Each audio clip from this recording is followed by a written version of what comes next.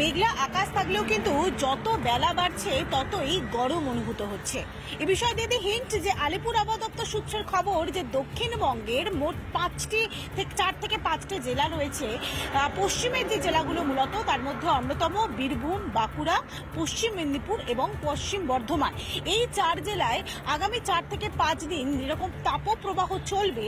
তার সঙ্গে দক্ষিণবঙ্গের যে বাকি জেলাগুলো রয়েছে অর্থাৎ কলকাতা, হুগলি, উত্তর 24 পরগনা, দক্ষিণ 24 পরগনা, নদিয়া, হাওড়া এই সমস্ত জেলাতেই আগামী 4 থেকে 5 দিন তাপপ্রবাহে না থাকলেও যে গরম অনুভূত সেই গরম অনুভূত হবে। এবং আলিপুর আবহাওয়া দপ্তরের হিন্ট যে এই যে দক্ষিণবঙ্গের যে বাকি জেলাগুলো রয়েছে সেখানে যেরকম একদিকে গরম অনুভূত হবে কিন্তু তারই সঙ্গে বিক্ষিপ্তভাবে বেশ কয়েকটি জায়গায় হালকা থেকে মাঝারি বৃষ্টিপাতও হতে পারে। কিন্তু আগামী 4 থেকে 5 দিন পর অর্থাৎ বৃহস্পতিবার থেকে প্রাক বর্ষার যে বৃষ্টি সেই বৃষ্টি হওয়ার সম্ভাবনাও রয়েছে। তবে এই বৃষ্টির সম্ভাবনা থাকলেও আগামী সপ্তাহ থেকে মৌসুমি বায়ু প্রবেশ করার ফলে অর্থাৎ দক্ষিণবঙ্গে মৌসুমি বায়ু প্রবেশ করবে, যার জেরে ভারী থেকে অতি ভারী বৃষ্টির একদিকে পূর্বাভাস দেওয়া হয়েছে।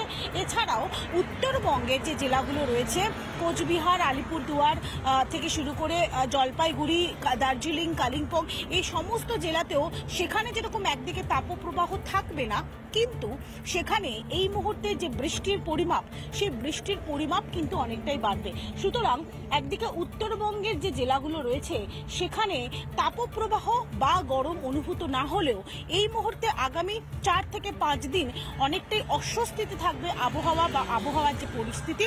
তার কারণ দক্ষিণবঙ্গের যে বাকি জেলাগুলো রয়েছে তাপপ্রবাহ থাকবে, গরম অনুভূত হবে কিন্তু স্বস্তির যে বৃষ্টি সেটা আসতে আরও 4 থেকে 5 দিন পরেই আসার একটা সম্ভাবনার কথা জানানো হয়েছে আলিপুর আবহাওয়া দপ্তরের পক্ষ থেকে।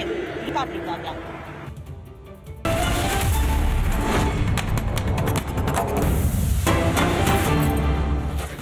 নজর রাখবো মালদার দিকে। মানিকচকে কংগ্রেস কর্মীকে খুনের অভিযোগ, ধারালো অস্ত্র দিয়ে কুপিয়ে খুন, বাড়ি ফেরার পথে কংগ্রেস কর্মীকে আক্রমণ, তৃণমূলের বিরুদ্ধে খুনের অভিযোগ।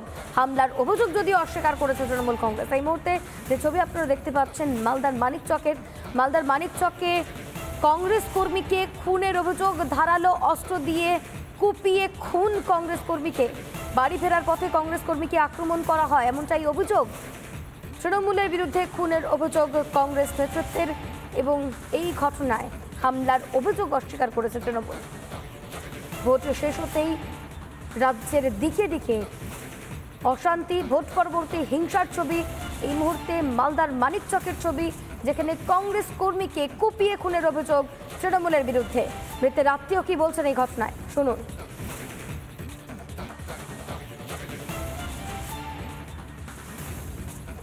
কোনো কিছু হয়নি ওখানে, ওই নাসিরের লোক মানে ওখানে পুলিশ প্রশাসন কিছু বলছে না, ওরা গুন্ডা বাহিনী, ওরা নাসিরের লোক হয়ে এই তো যাকে তাকে খুন করে বেড়াচ্ছে। আমরা রাস্তা পথ কেউ চলতে পারছে না। কংগ্রেসের লোক। এরা কোন পার্টির লোকেরা? এরা হচ্ছে কংগ্রেস পার্টির লোক।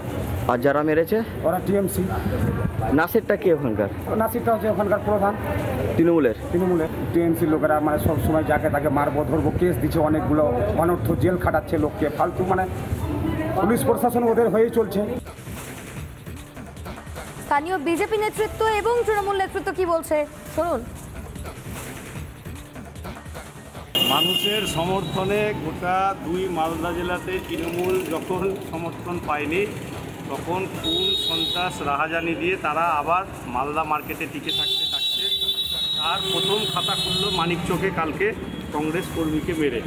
আমরা বরাবর বলে এসেছি এই দলকে পশ্চিমবঙ্গ থেকে যতদিন পর্যন্ত মানুষ বিতাড়িত না করবে ততদিন পর্যন্ত পশ্চিমবঙ্গের সংস্কৃতি করুণার জখম আর রাহাজানির মধ্যে টিকে থাকবে। তার উদাহরণ কালকে মানিকচকে আমরা দেখতে। এটা কোনো দলীয় গোষ্ঠীকন্দল বা দলীয় কোনো সংঘর্ষ এরকম না, এটা ওদের পারিবারিক একটা সংঘর্ষ, যে পারিবারিক সংঘর্ষ দীর্ঘ 35 থেকে 40 বছর ধরে চলছে। আর পুলিশ মালদা জেলায় অত্যন্ত সিরিয়াস এবং অ্যাক্টিভ। আপনারা রেস্ট অ্যাসিওর থাকুন, police will take action against this incident. আরো বিস্তারিত জানাবেন আমাদের প্রতিনিধি দীপঙ্কর এই মুহূর্তে আমাদের সঙ্গে রয়েছে। দীপঙ্কর, তোমার কাছ থেকে জানতে চাইবো ঠিক কি ঘটেছে। তৃণমূল নেতা তো বলছেন পারিবারিক অশান্তি।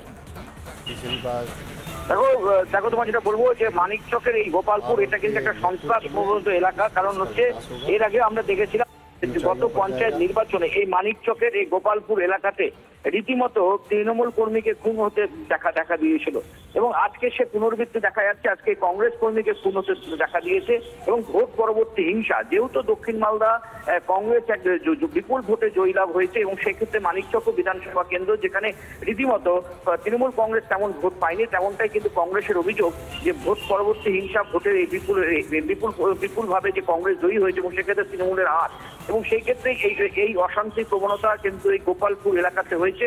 এবং গতকাল রাত্রেবেলা যে কংগ্রেস যে কর্মী আকমল শেখ, তিনি রীতিমতো তাকে ধারালো অস্ত্র দিয়ে কুপিয়ে তাকে একাধিক জায়গায় কোপানো হয়েছে এবং তাকে রাতে মেডিকেল কলেজ হাসপাতালে নিয়ে আসতে গেলে মধ্যরাত্রি তার মৃত্যু ঘটে। এলাকায় কিন্তু ব্যাপক উত্তেজনা রয়েছে। ঘটনাস্থলে মানিকচক থানার বিশাল পুলিশ বাহিনী এলাকাতে কিন্তু এখন মুহূর্তে রয়েছেন। যদিও তৃণমূল কংগ্রেসের বিরুদ্ধে ওঠা যে অভিযোগ, এই অভিযোগটা কিন্তু এই অভিযোগ অস্বীকার করেছে তৃণমূল কংগ্রেস। অনেক ধন্যবাদ দীপঙ্কর আমাদের সঙ্গে থাকার জন্য।